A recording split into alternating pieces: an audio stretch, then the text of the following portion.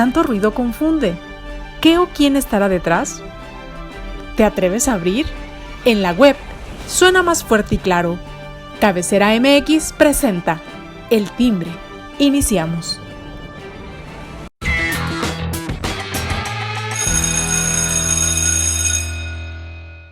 ¿Qué tal, amigos? Muy buen día, me da mucho gusto saludarlos. Ya estamos aquí en El Timbre, en esta emisión especial con respecto a lo que acontece en los Estados Unidos en las elecciones intermedias que se están llevando a cabo. Y bueno, para ello hemos preparado un programa especial con la colaboración de nuestro gran amigo Edgar Muñoz, que se encuentra en Estados Unidos, periodista que usted ya conoce y lo ha visto por ahí en alguna de las televisoras, sobre todo en los Estados Unidos. Edgar, qué gusto saludarte, ¿cómo estás? Alberto, un gusto verte, con mucho gusto aquí en Estados Unidos, en Texas. Qué bueno, qué gusto. Y tenemos aquí en Guadalajara a Pablo Quirós, un experto en materia internacionalista, y qué gusto saludarte, Pablo, y tenerte otra vez en el programa. Qué gusto, al contrario, y muchas gracias por invitarme a este espacio. Un saludo a Texas y bueno, con mucho gusto también a toda la audiencia. Excelente. Pues vamos a iniciar sobre este tema que no deja de ser menos importante, una elección intermedia en los Estados Unidos y que bueno, como siempre lo que ocurre en Estados Unidos pues tiene una repercusión a nivel en México, a nivel nacional, ¿no? Vamos a ver qué es lo que nos presentan. Edgar, ¿cómo está hasta el momento el proceso electoral allá en la elección intermedia en los Estados Unidos? Bueno, todo en el aire, porque recordemos que todavía no se han complementado ambas cámaras, tanto el Senado como la Cámara de Representantes. Por supuesto, el posponer las elecciones para diciembre en Georgia, los resultados en el aire todavía de Nevada, de Arizona, pues no ha definido las cámaras. Y esa es la gran incertidumbre, quién va a tomar el control, aunque los pronósticos, justamente los medios de comunicación, de lo que he visto concretamente en BC, pronostica que le van a arrebatar, en el caso de la Cámara de Representantes, los republicanos a los demócratas, pero es un decir, porque todavía falta la definición y estaríamos hablando que los republicanos buscarían nada menos que la jubilación de Nancy Pelosi y entrar, por supuesto, los republicanos a tener el control, aunque el Senado, al parecer, los demócratas lo van a tener. A final de cuentas, se esperaba una ola roja, algunos la catalogaron como un tsunami que iba a avasallar. Normalmente aquí en Estados Unidos, y Pablo lo conoce perfecto, las elecciones intermedias no solamente es el termómetro, sino siempre van en contra del partido gobernante, y por lo tanto es como una especie de equilibrio. En este caso, Biden, a pesar de la inflación, de la economía, de los precios tan altos en todo, del post-COVID, es un presidente impopular, porque no tiene mucha popularidad, pero el más beneficiado de estas elecciones, porque no fue tan avasallador el resultado por ahorita. Es decir, pudieron ser los efectos o los daños superiores a lo que se esperaba, ¿no? La ola nunca llegó, el tsunami rojo nunca llegó. Esto quiere decir que hay grandes posibilidades. De hecho, creo que ya hizo un anuncio Joe Biden de posible reelección. ¿La edad le permite, Edgar? Bueno, es que evidentemente hay que hablar de triunfadores en esto. Triunfadores en esta elección, DeSantis sin duda es un triunfador porque no solamente es se vuelve en una estrella porque gana con buen margen en el caso de Florida. Perdedor es Trump, a pesar de que las elecciones estuvo sin estar en la boleta, estuvo presente y respaldó a muchos de los candidatos que ganaron, pero ya estaban en funciones, pero muchos de los que él respaldó no ganaron. Entonces, por eso es que ahora hay una nueva disputa entre Trump y DeSantis. Y obviamente, en el caso del presidente, pues él ha anunciado que tiene intereses, ¿no? El asunto es si realmente lo van a contemplar, pero obviamente hay ganadores y ganadores de esta elección, y te lo acabo de mencionar, es Biden, sin estar tampoco en la boleta, pero sin duda es un termómetro a pesar es que la inflación, mira, los temas fuertes es la economía, la inflación, principalmente a nivel nacional. Ya si tú vas derivando, sin duda lo del aborto, las armas, han pegado, la inmigración han pegado en determinados sectores, pero a nivel nacional el costo de la gasolina, los alimentos, es que ya en cualquier parte de Estados Unidos te cuesta el doble cualquier cosa. Entonces, eso sin duda pega en el bolsillo de la gente y aún así le fue bien al presidente Biden. Es correcto. Pablo, ¿cómo hay que interpretar esto que está ocurriendo en esta elección intermedia? ¿Cómo hay que interpretarlo nosotros acá en México? Creo que en principio no hay que irnos por el canto de las sirenas, creo que también hay que aprender a reconocer qué aspectos son trascendentales, porque también viene un cambio generacional muy importante. Y esto hablando en términos democráticos es muy importante para esta, vamos, para esta ola no de gente por votar, sino de los electores. Estamos hablando que ya vienen personas millennials, senials, y ya, un servidor como millennial ya hasta se siente como parte de una generación que no tuvo tanto empuje como los que vienen después de un servidor. Está claro que, de hecho, gente entre los 18 y los 30 años de edad superó la expectativa de participación, vamos, como no se había presentado desde hace 2 a 3 décadas. Esto es un claro ejemplo de un factor pro-democrático que si bien no creo que tenga todavía una repercusión en términos de políticas y de decisiones en un Senado o en una Cámara de Representantes, al menos es un parámetro para ver también aquí en México qué va a pasar en las siguientes elecciones de acuerdo a las generaciones que todavía no estamos tomando en cuenta. El aspecto del conflicto, bueno, de la crisis económica que estamos viviendo no únicamente en Estados Unidos, sino también a nivel global, es un claro ejemplo también de cómo se pueden mover las elecciones hacia un lado o hacia el otro, sin tampoco nuestros mayores temas en común se van a mover de la noche a la mañana. Sí, es totalmente de acuerdo que Trump no es el vencedor de estas elecciones. El Partido Demócrata tiene de cierta manera un salvavidas que muchos no lo veían así, pero tampoco no es que en México un partido demócrata perdiendo una cámara nos beneficie y tampoco, seamos claros, durante los primeros años de la presidencia o de la gestión Biden no ha sido tampoco como un gran reflector para la relación bilateral. Sí, lógicamente hay gran cooperación en términos académicos, en términos de contribución, pero hay temas más fundamentales en los que no se ha movido todavía las circunstancias. Por ejemplo, está claro como el Tratado de Libre Comercio, que todavía hay ciertas circunstancias en las que todavía estamos discutiendo, y sobre todo el gran tema humanitario, el tema migratorio.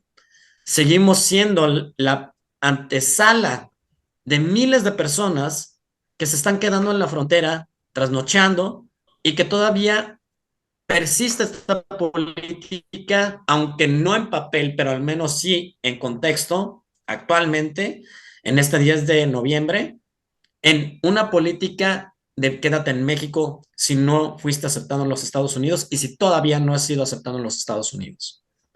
Esto que está comentando Pablo, Edgar, ¿cómo lo visualizan en los Estados Unidos, este tema de la migración?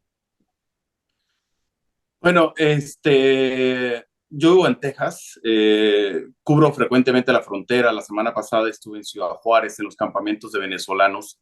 Ahí, hasta la semana pasada había 1,200 venezolanos durmiendo frente al Río Grande, el Río Bravo para México, del lado de Ciudad Juárez, ahí es decir, en casas de campaña, durmiendo en el suelo, comiendo ahí. Hubo un incidente hace 10 días con la patrulla fronteriza donde les tiraron bullets, es decir, balas de goma, que también matan si te pegan en el ojo, en la cabeza, pero afortunadamente no pasó nada.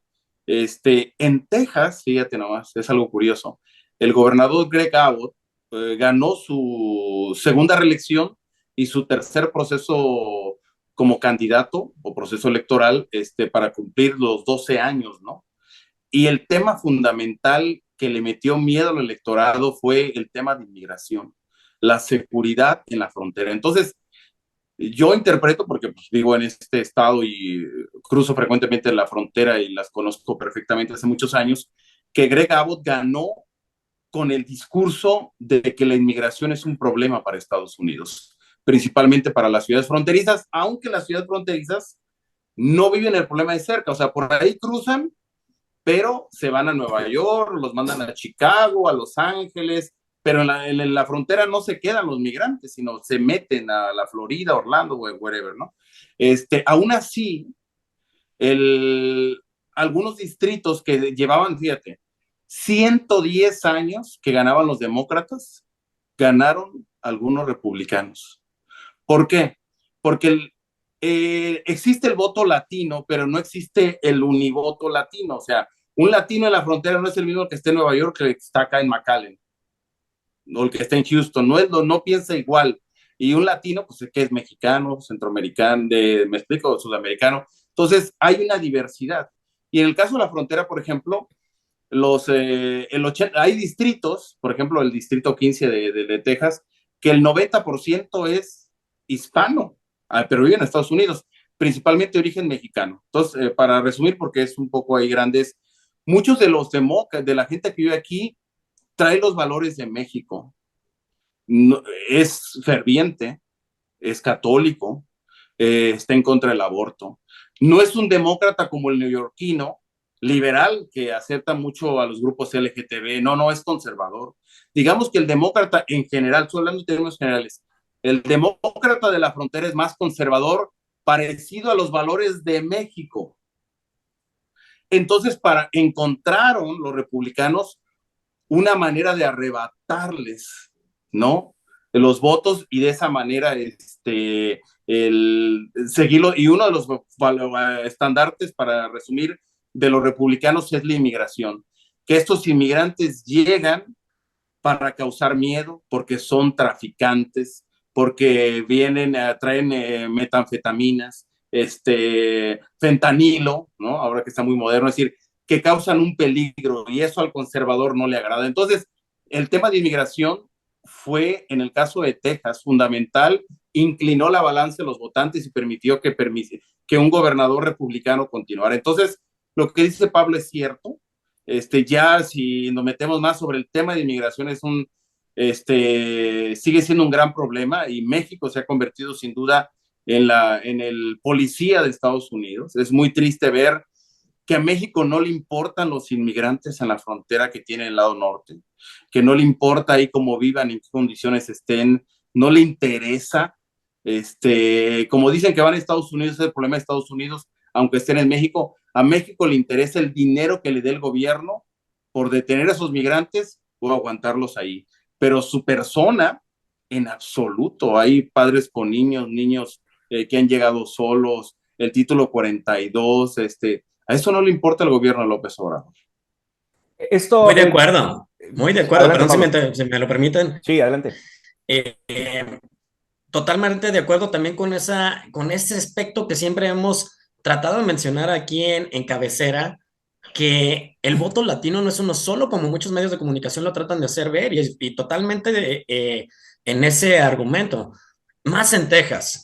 Y no estamos hablando de lo que antiguamente conocíamos como el Bible Belt. Demográficamente, el voto hispano se incrementa, pero vivíamos en esta falacia de que el voto hispano, el voto latino o el voto mexicano forzosamente tenía que ser demócrata, cuando vemos que justamente esos valores, valores hablando en sentido conservador, en sentido de esta población, definitivamente que iban a llegar a un momento a estar más del lado republicano y no en sentido trumpista. Es claro, quizás venga en unos años o en una siguiente elección un gobernador de Florida con una personalidad menos estandarte conservador, como lo que necesita justamente una población en Texas o una población súper hispana en Florida, otro estado que, bueno, el Partido Republicano sigue manteniendo presencia, y una presencia bastante importante, no únicamente en temas de conservadurismo espiritual, religioso, moral, sino también en un sentido que tiene que ver también con estas personas que han llegado desde hace generaciones de Venezuela y Cuba y no han visto el mismo posicionamiento en contra de los regímenes que gobiernan sus países de origen, o que gobernaron o que gobiernan los países de origen de sus papás o de sus abuelos.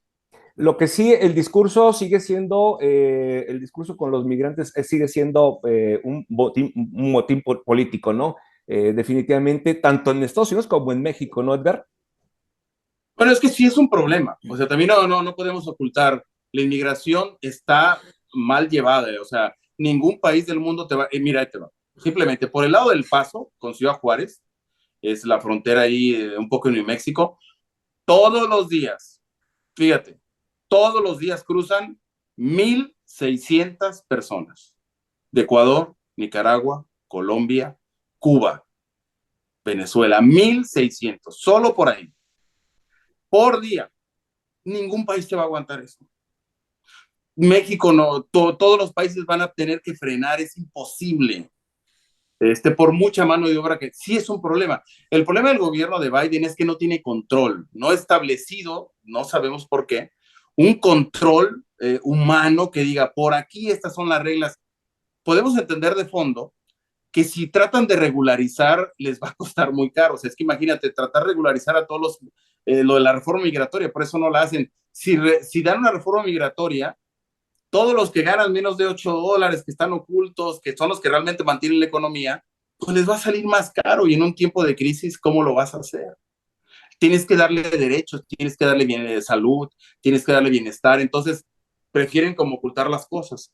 Pero lo que sí es un poco inhumano es que, y la gente lo está viendo, por ejemplo, yo acabo de hacer el día de hoy la historia de que ya la patrulla fronteriza está liberando a los inmigrantes en la calle porque ya no tiene cupo. Los deja en la calle, llega a la central de autobuses y los deja ahí. Pues ya no te puedo pagar autobús para que llegues a Nueva York, arréglatelas como puedas.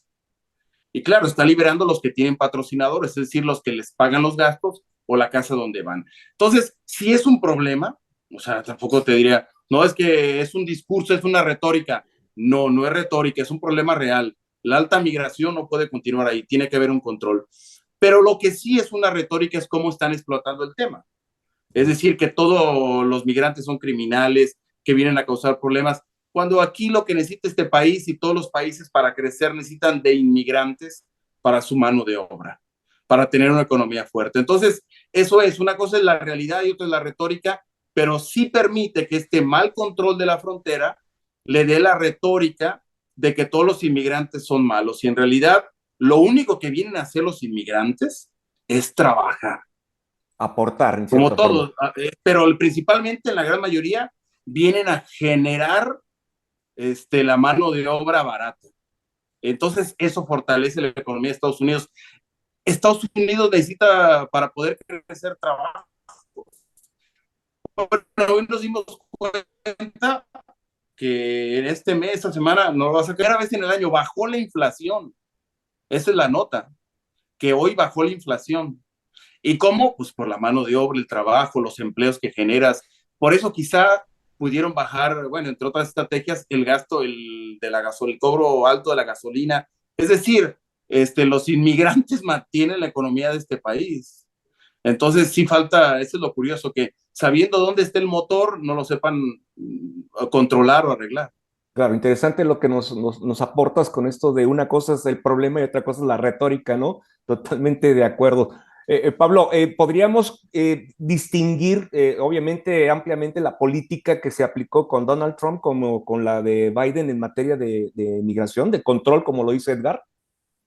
Creo que definitivamente ambas formas de política están muy rebasadas por la realidad, muy rebasadas por la circunstancia humanitaria y por las circunstancias de seguridad. Poniendo un muro no se acaba la migración y poniendo también una discusión en la Cámara de Representantes o en un Senado no se acaba tampoco. Sí,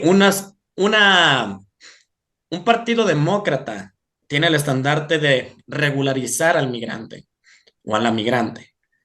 Sin embargo, no lo ha hecho. Sin embargo, concuerdo que hay un costo, no únicamente político, un costo administrativo, fiscal, para realizar este tipo de acciones. Y que aparte de una operación de esta magnitud, necesita de manera previa también la aprobación del Congreso, ¿no? La aprobación de ambos, bueno, del Senado y la Cámara de Representantes. Entonces, es un limbo lamentable para personas que están ya en los Estados Unidos, que han esperado durante tantos años una reforma migratoria y que pues se van a mantener en este limbo, como aquellas personas que lamentablemente hoy en la noche están durmiendo literalmente en la calle entre Ciudad Juárez y El Paso.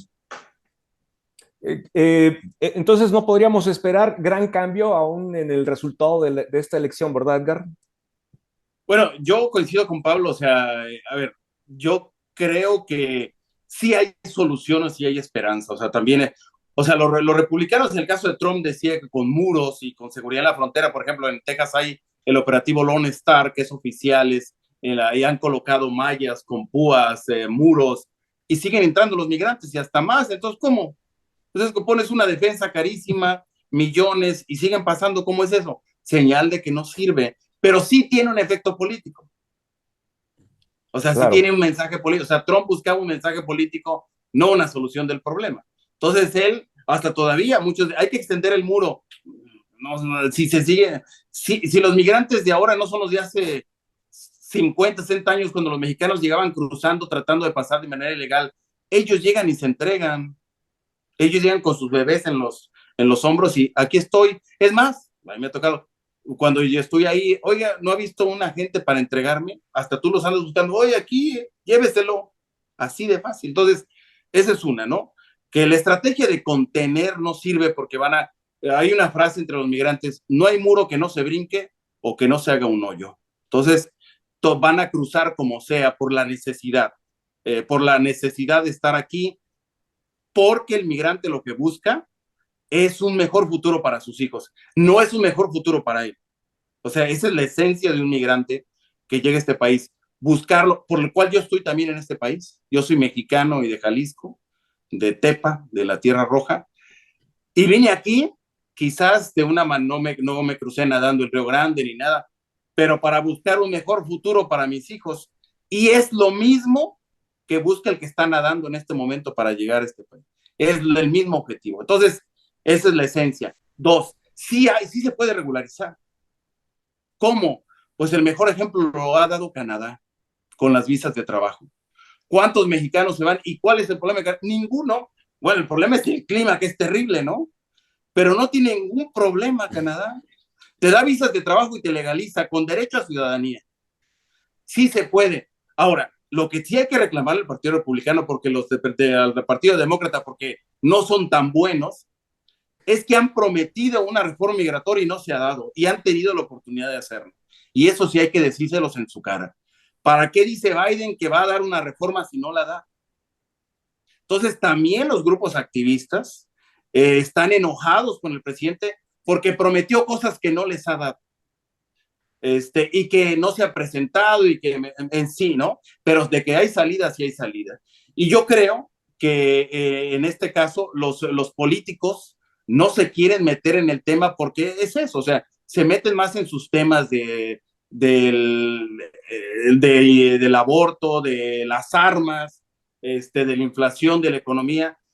Y yo no creo, porque yo te puedo asegurar, yo platicando con los migrantes venezolanos en Ciudad Juárez, le digo, ¿y por qué no se cruzan de una vez? Dicen, estamos esperando a las elecciones. ¿Y? Exacto. Y, Alberto, Pablo, no va a pasar nada, todo va a seguir lamentablemente igual. Es más, se va a recrudecer la crisis, porque Claro. los cubanos, los venezolanos se van a seguir pasando para acá, porque no pueden seguir más allá. Bueno, ya colombianos, ecuatorianos están viniendo, nicaragüenses. Y eso va a seguir el problema. Entonces, sí se viene una crisis muy severa. Van a tratar de contenerlo. Yo creo que van a aplicar más. Bueno, el TPS hoy se anunció que se aumenta otros 2 años más, en fin. Pero no se le ve salida. O sea, después de estas elecciones, no veo un cambio real. No sé si Pablo lo vea. Pablo. Concuerdo totalmente y yo me pasaría un poco ya, porque sí, no tengo nada que discutir en este sentido, al contrario, creo que ya abordamos mucho, sino que también quería tocar el tema de cómo se siente las personas que ya viven en los Estados Unidos, hasta ahorita qué bueno que ya tenemos este factor económico importantísimo, que sí es una disminución de la inflación, sin embargo, aún existe. Y no ha sido nada fácil para la población estadounidense moverse en este sentido. Estamos hablando de que el estadounidense promedio antes tenía un poder adquisitivo y también, vamos, con el mismo poder adquisitivo, una mejor estabilidad de compra y hoy en día no es lo mismo. Hoy en día, sinceramente, a pesar de los estímulos económicos, a pesar de que Estados Unidos arrancó un año pospandémico bastante esperanzador, no deja de lado tener dificultades gracias a una situación que está pasando a miles de kilómetros de nuestro continente, me refiero a la guerra en Ucrania. Existe esta dificultad a nivel mundial que probablemente la administración Biden pueda llegar a acordar, vamos, ser el proveedor, uno de los proveedores de gas a la propia Europa y que esto pudiera estabilizar en algún momento el gasto del costo de los hidrocarburos, que al final de cuentas también nos pega a nosotros en México. No ha sido fácil, el gobierno de Biden también ha tenido grandes dificultades con su mayor socio de petróleo a nivel internacional, que es Arabia Saudita, y además un gran socio militar, y que esta situación que se está viviendo en Ucrania está repercutiendo en nuestros bolsillos, en los bolsillos de los estadounidenses, y además de una cuestión inflacionaria, una cuestión de costos elevados en hidrocarburos, están teniendo también en debate qué tanto más se va a poder apoyar a Ucrania durante un conflicto que todavía no se ve salida. Edgar, en conclusión, ¿qué podemos visualizar de lo que viene con el resultado electoral allá en los Estados Unidos? Bueno, hay una indefinición. Yo creo que lo que va a marcar mucho va a ser el Congreso. Es el freno siempre. Aunque ya el presidente Biden en las últimas horas anunció que en el caso de que quedaran los republicanos va a establecer el veto para muchas de sus leyes si quieren detener su gobierno. Tiene ese privilegio, pero es eso. O sea, todo va a depender, yo creo, el futuro de este país, en el caso concreto de Estados Unidos, cómo queda enmarcada la Cámara. Número dos, que se perfilan estrellas. DeSantis o DeSantis, algunos dicen aquí en inglés, se perfila como un fuerte contendiente para el 2024.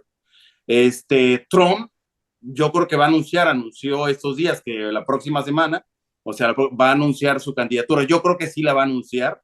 Donald Trump va a ser candidato. Tiene muchos seguidores, tiene una gran cantidad de seguidores, pero de nueva cuenta cayó un poco al discurso de López Obrador de decir que los comicios estaban amañados, empezó a cuestionar el proceso y ya la gente está hasta acá de ese tipo de señalamientos, que el mal siempre son las anteriores, un poco ahí está haciéndose la víctima, y ya también, y ese discurso agresivo, grosero, violento, ya la gente también se empieza a cansar. Entonces, aparecen las estrellas, debe haber más.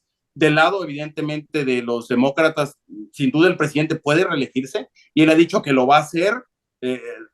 Yo no sé si los demócratas van a apostar por él, por un presidente menos popular, por este tipo de que no toma acciones. Este gobierno lo que menos tiene es dar resultados, o sea, tiene muy pocos resultados, aunque ha mantenido la economía, no le ha ido tan mal, ¿no? Pero venimos de ya lo decía Pablo, o sea, imagínate que yo vivo en Estados Unidos, yo vivo en Texas, pero si viviera en Los Ángeles, en Nueva York, mucha gente se está saliendo de Nueva York, de Washington, viniéndose a Texas. Es carísimo vivir en Estados Unidos. Una renta en Los Ángeles te cuesta $4,000. ¿Son qué? ¿Cuánto? ¿80,000 pesos mensuales? Casi. ¿Sí? Sí, sí. Por pagar una renta de un departamento de 2 habitaciones. ¿En serio? Es que sí, no, mucha la gente empieza a salirse de ahí. Se viene a estados como Nevada, North Carolina, Atlanta, porque ya es Florida, California, Nueva York, Chicago, ¿no? Es eso. Entonces, en 2 años pueden pasar muchas cosas. En conclusión, el golpe que se esperaba, la ola roja, el tsunami, no fue tan fuerte para el partido gobernante, pero todavía esta elección no se acaba hasta que no queden conformadas las cámaras, es lo que yo creo. Así es. Gracias, Edgar. Pablo, ¿cuál es la conclusión a la que llegamos con todo esto? Y si nos puedes decir en materia del TEMEC, ¿qué es lo que pudiera ocurrir? Creo que en estos momentos las circunstancias no son claras. Concuerdo con el hecho de que la administración Biden es, pues, no puedo decir que es ineficiente, no puedo decir eso porque las instituciones estadounidenses siguen funcionando. Sin embargo, creo que en muchas circunstancias tan importantes y tan relevantes ha sido poco operativo. No ha sido lo que se esperaba, pero creo que hay un factor muy importante que hay que reconocer. Es la nueva generación de electores que está votando y que buscan a toda costa defender esta identidad democrática que tienen los Estados Unidos. Trump no lo es y ya lo demostraron. Quizás pueda haber otra identidad republicana que los vaya a identificar, que vayan a sentir esta pertenencia, pero no va a ser Donald Trump. No ven a una figura que hizo una catástrofe en el Capitolio, una de las mayores tragedias en la historia estadounidense. Y que definitivamente, pues, eso creo que va a impactar en los siguientes 2 años y el Partido Republicano tendrá que trabajar en esa identidad y el Partido Demócrata tendrá que reforzar también, pues, todos estos perfiles que en su momento han sido, pues, grandes movilizadores de, de esta parte de la sociedad, ¿no? Como el caso de Ocasio Cortés, que bueno, todavía sigue muy presente en el electorado estadounidense para para aquellos miembros de la comunidad más progresista. Y en circunstancias, pues bueno, ya económicas y migratorias, definitivamente que hasta las cámaras no se conformen de manera como, pues, podrían estarlo pasando en unas horas, esperemos. No tendremos todavía ya una directriz en la cual decir las cosas van a ir de un lado, van a ir del otro, pero definitivamente que sí van a estar más estancadas de lo que creemos. Pues muchas gracias. Con esto, pues llegamos al final del programa. Muchísimas gracias, Edgar. Un gusto saludarte. Te mando un abrazo hasta Saludos Texas. hasta Guadalajara. Gracias y esperamos verte pronto por acá. Bueno, me Gracias. mandan el mariachi. Claro Gracias. que sí. Pablo, te agradezco mucho tu presencia, como siempre. Gracias. Un abrazo también para ti. Muchas gracias, Edgar. Mucho gusto. Igualmente, Pablo, un placer. Felicidades. Excelente. Gracias. Y bueno, yo lo espero a usted aquí en el próximo programa. El próximo lunes aquí lo espero en El Timbre. Cuídense, que tengan un excelente fin de semana. Hasta entonces.